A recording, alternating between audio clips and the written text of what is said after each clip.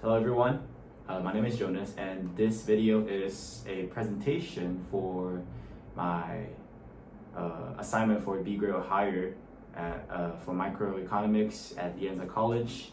The purpose of this video is to demonstrate my knowledge towards Module 4. I believe the one I picked is Module 4 regarding Isocost problems so that I can get a B grade or higher for the class. Yeah. So I'll be going through the homework that I've done and show you my thought process on how I did it, and yeah, hope you enjoy.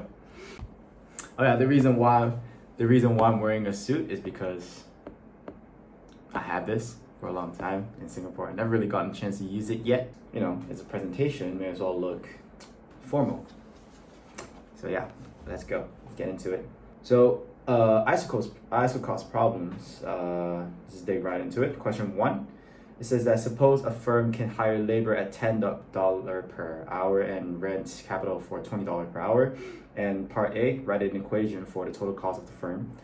Is an simple question. So the total cost will just be $10 times the hours of labor that we're gonna hire plus $20 times the hours of rental of the capital that we're gonna need, so that we can find the total cost of the firm.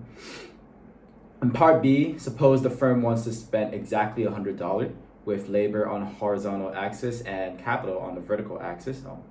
Find the equation of the isocost in a graphical form. My professor suggests me to use Google Sheets, which I have it prepared. I'll show you guys later. So for me to approach this type of questions, I first create a table where I have the total cost on top being $100 and separate it into two different columns, rent and labor. So we can only have 5 rental of capital because it's $20 times 5. That would be just at the maximum amount of like the firm wants to spend.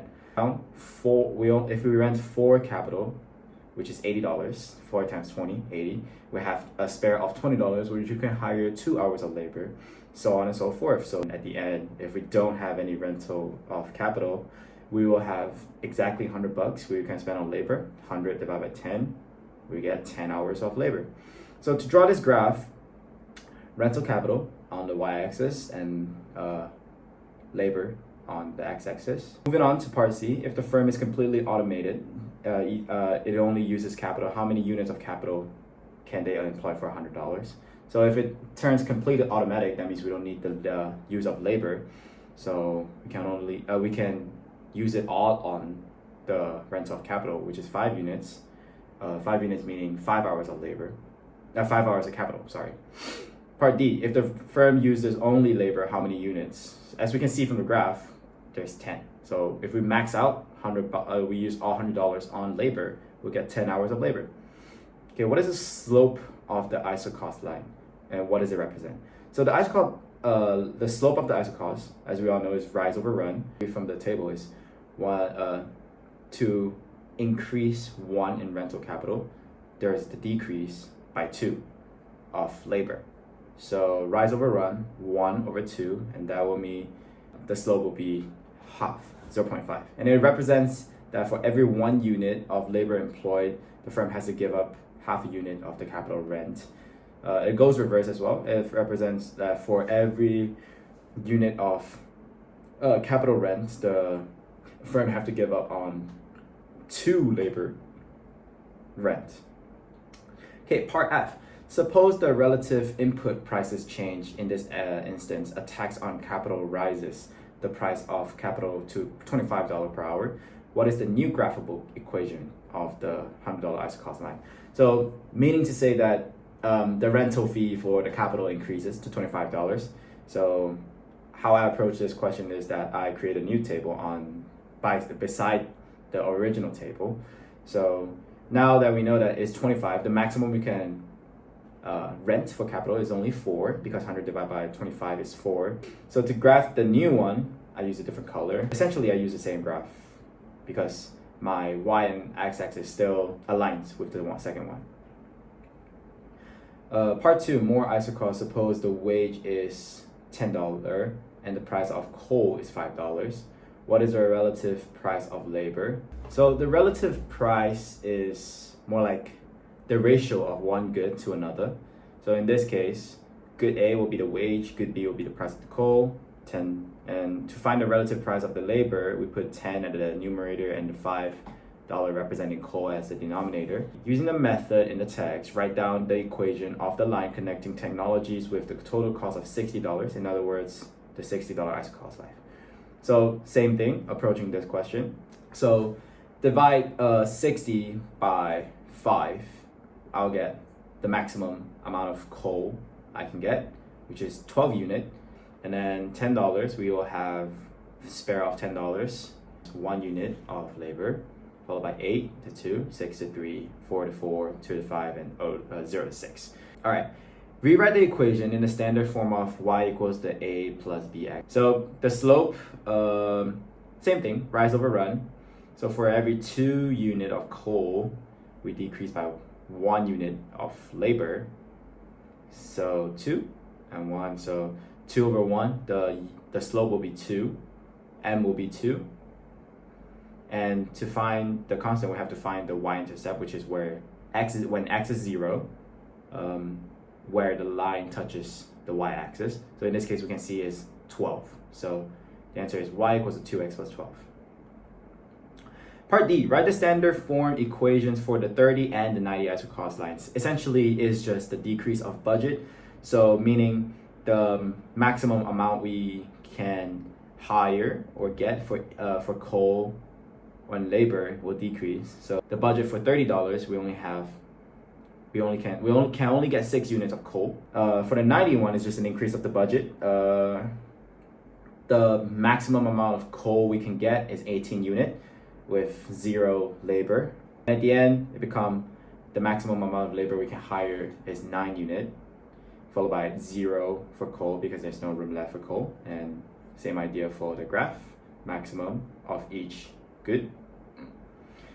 Part E, create a table in a Google Sheet, copy and paste onto it. So part F is to create one graph that has all of the graph on the tables. So that's what I did. I differentiate them with the colors. Black being the cost of 90, the budget being $90. Budget of 60 is blue, and budget of 30 is red. Okay, part G and H is the same question. So suppose the wage stays at $10, but the price of the carbon goes to $20. How does that change my graph? Essentially, it is saying that, the carbon. I didn't realize it says the carbon. It should be saying the coal. But so the price of the coal increases. So that meaning to say that we will get lesser of each, we will get lesser unit of coal with the same amount of budget that we get. So moving on, let's see from this graph that I have for everything together. So on top is the ones that with the new price of the coal, 30, 60, and 90, and there below is the original price. So the cost of 30, the budget being $30, we only get 1.5 units of coal, leaving us no room with labor. 1.5 times 20, that gives you 30. And then with one unit of coal, that leaves us room with $10, and we can hire labor for an hour. 0.5 unit of coal leaves room with $20 and give us 2 hours of labor. And if we don't hire any coal, don't get any coal, will give us 3 units, 3 hours of labor unit, 3 hours of 3 units of labor. So same idea with the $60, 3 to 0, 2.5 to 1, 2 to 2, 1.5, and 3, and 90. It's pretty self-explanatory with the graph. And this is the graph. This is how it's looking like. As we can see that the slope of black, blue, and red corresponds to, black corresponds to orange, blue corresponds to yellow, and red corresponds to green. As we can see that it indeed become more steep. Like the slope of each graph is more steep after the increase of the price of the coal. This is because yeah, the maximum amount of coal we can get has become lesser for each budget. All right, question 3, part A. Consider a community where the amount of grain harvest depends on the number of peasants farming a shared agricultural plot. Specifically, the production function is y equals to f of x equals to 55 times the square root of x, where y is measured in bushels per year and x is measured in the number of peasants. All right, part B, calculate the total product when 0, 120 to 1,000 peasants are working the land. When y is at 0, x is going to be at 0 because 55 times 0 is going to be 0. For 100, we just have to plug in the amount of peasants into the equation. 100 square root of 100 is 10. 10 times 55 is 550. That gives you the total product being y in this. So 100 to 55, 550. Same idea, just plug in 200 into the equation. I can't have it in my mind right now, but punch it into the calculator and you'll see. So 200 gives you total product of 778. I get rid of the decimals, but roughly 778. 300 give you 953. 400 give you 1,100. 500 give you $1,230. 600 give you $1,347, so on and so forth. Essentially, for this question, is just plug in the amount of peasants being x into the equation and you'll get y value being the total product. Part B, plot up figure of the production function. Remember title, axis, and data labels matter. So the focus on this question is the label. Y-axis, I got it, label the grain, and the x-axis being the peasants. Plot it by yourself, you will get a slope that is somewhat like a natural log graph. All right. Part B, calculate the average, this is already part B, I'll take it as part C. Calculate the average product when there are 0 to 1,000 peasants. What's the relationship between the average product? How is this relationship illustrated in your figure from part B? To this question, simply we have to divide the end product, being the total product, being the y value, divided by the x value, so that we can find that for each peasant increase, we can for each increase of the peasant, how many of the total product would increase. For 100 is 5.5 product per peasant. 550 divided by 100, 5.5. 200 will be 3.9. 300 will be 3.2. 400 will be 2.75, so on and so forth. So the relation is, as we can see, the number decreases. The average number decreases from 5.5 being 100 peasants to 1,000 peasants, but only 1.7 product per peasants. So we can see that it is an inverse relationship, that the amount of peasant increase, where the amount of peasants increase, the average product decreases. Meaning to say that something like a diminishing marginal returns, where essentially it's just when given too much, the average of the product decreases. Part D, suppose that each peasant needs 5 bushels of grains to survive. How many peasants would you expect to find working this plot and why? So essentially this question is that the average of the product divided by peasants should be 5. The peasants could live. So we just have to plug in the same equation that 5 equals to 55 divided by square root of x. And square root of x is 11. Square both sides, and that gives you 121 peasants will be working. So essentially it is saying that if there are lesser than 121 peasants, which will result in average being lower than 5, the peasants would not have sufficient number of grains to survive. Part E, extra credit.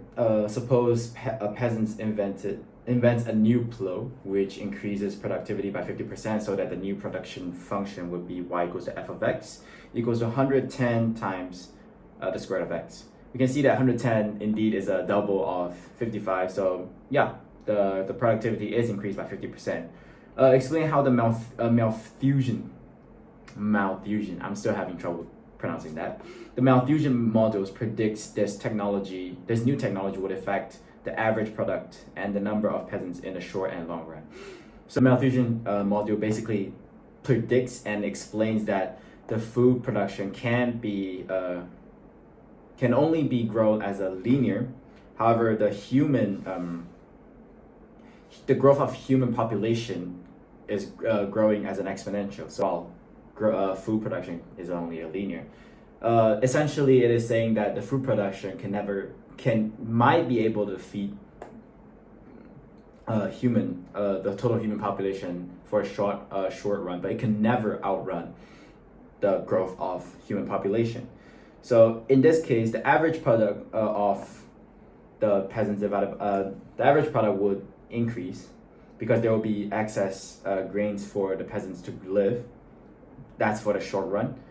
However, in the long run, which I did not explain in this, we'll say that the growth of peasants will one day exceed the amount of food produced, and there will be a shortage of food. So using the malfusion prediction technology allows a larger population of peasants to live at the same subsistence, meaning there will be more than enough grains for the peasants to live off as of now. But one day the growth of the peasants would exceed the amount of food produced. So the conclusion of the malfusion module is that the population needs to be controlled or there will be a shortage of food. And that is the end of my presentation. Hope everyone enjoy watching this, and I'll see you in the next one.